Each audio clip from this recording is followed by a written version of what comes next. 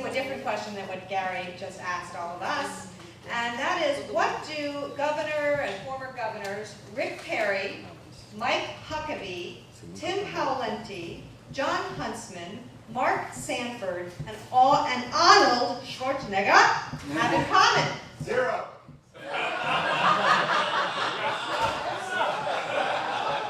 Different question. We got off that question. All of these governors and former governors have actually signed on to producer take-back initiatives by their legislature. Woo! So I come from an area that's very supportive of the Tea Party and its politicians, and although we don't have the strongest take-back policies, this is really catching on, I think, way more than most people realize.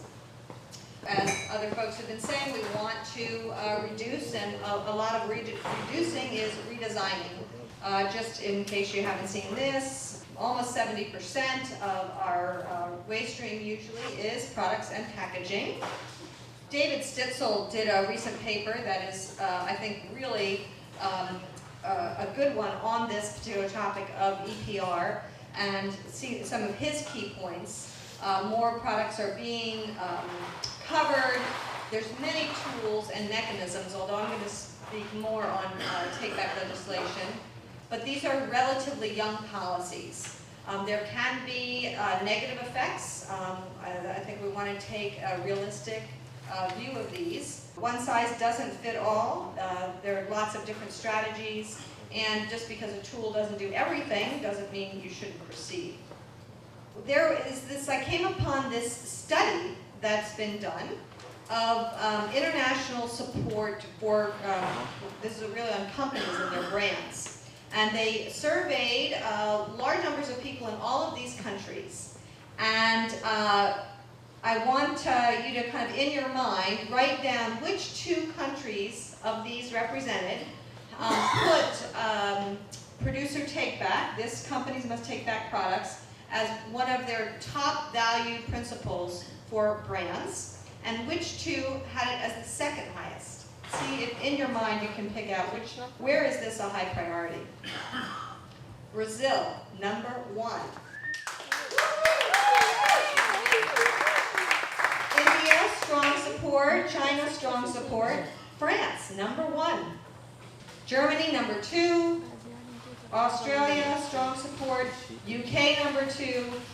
And the United States, unfortunately, is a little bit less than everybody else. But still, up there among policies that people can support. Okay, unlikely support can be found. As I told you, our governor, Rick Perry, he vetoed the TV take-back bill 2 years ago, but in June he signed one. Huckabee signed a resolution, Mark Sanford in South Carolina, Huntsman. The Texas Conservative Caucus listed the producer take-back law from 2007, the computer take-back law, as a conservative victory.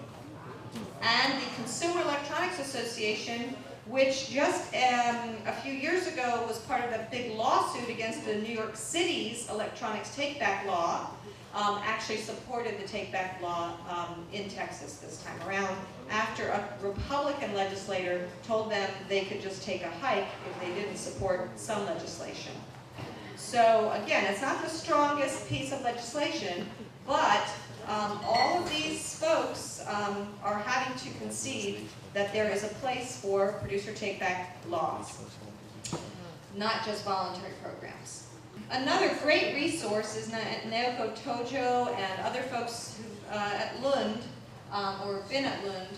She did her dissertation on EPR, and if you haven't seen that, I strongly recommend taking a look at that. And one of the things that in her paper, the point that she makes is that if manufacturers control the downstream infrastructure, then you're going to get more active linking. And when I was doing research for our Electronics Take-Back Coalition recycling report card that we issued last October, I found a very good example of this. And that is these Kodak, what I always considered disposable cameras. Well, these disposable cameras actually are not so disposable. They have to be processed in a very specialized way. And so they take back and recover and reintroduce those materials into the next one-time use. I'm not saying this is a wonderful product, but I was actually very surprised at how developed the infrastructure is. Unfortunately, Kodak has not taken that these principles into other product lines, like their printers. They're getting more into the computer printer and imaging.